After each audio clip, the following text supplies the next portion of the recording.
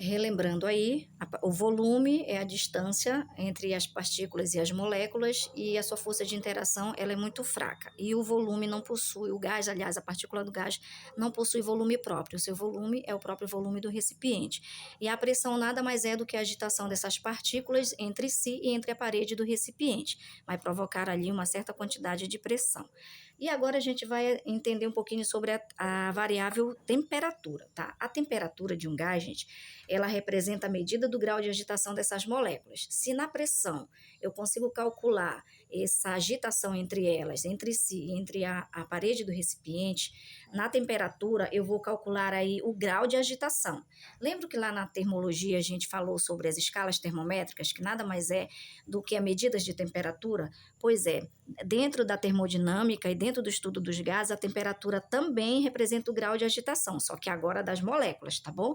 Dessa forma, a energia cinética, gente, quando eu falo em energia cinética média entre essas partículas aí, eu estou falando de movimento, tá? Quando eu falo cinética, movimento, tá bom? Só toda vez que vocês ouvirem essa palavra cinética, tem referência e faz referência a movimento de corpos, movimento de partículas, tá bom? Então, geralmente, vocês vão ouvir dentro da física aí a cinética, tá?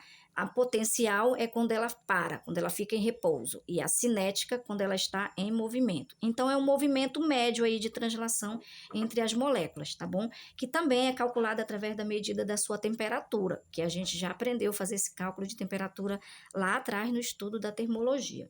Então, a gente vai estudar aqui dentro da temperatura a escala Kelvin. Quem é a escala absoluta? A escala Kelvin. A gente também já aprendeu sobre isso aqui, tá? Ou Lord Kelvin, né? Ou escala zero, ou escala absoluta. Tá? É melhor vocês aprenderem que essa escala aqui é absoluta, porque são palavras que são muito usadas nos problemas que vêm no Enem, tá bom? Então, a gente estuda aqui dentro da temperatura a escala Kelvin, para indicar o valor dessa temperatura de um gás, tá bom? E aí, mais para frente, eu vou ensinar para vocês como que a gente faz essas transformações. Aí, transformações isocóricas, isobáricas e isotérmicas.